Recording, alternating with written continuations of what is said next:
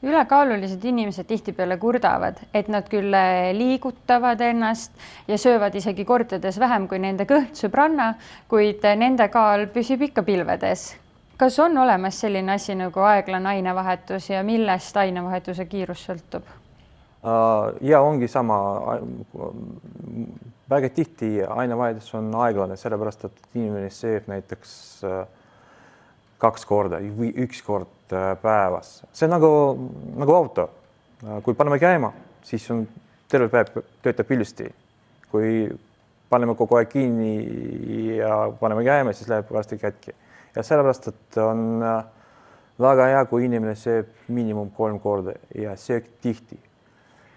Kui söök on tihti, siis on ainevahetus kiiremini.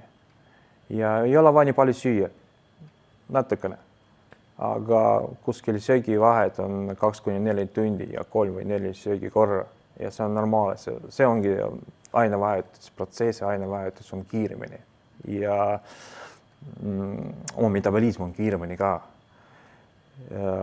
Ja kui inimene sööb ainult 1 kord, siis on sellepärast, et on aiglane metabolism. See on keha arvat, et me oleme seal, kui inimene sööb vähem, keha arvat, me oleme seal, kus on väga vähe süüa ja lülitab säästurežiim, siis kõik, mis inimene sööb, läheb läbi rasvu, nahal või kõhu sisse.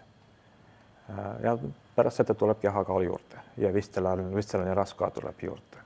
Et siis kiire ainevahetuse retsept on, et süüa vähe, aga tihti. Ja mitte korda päevas, mitte 2. 2 on väga vähe.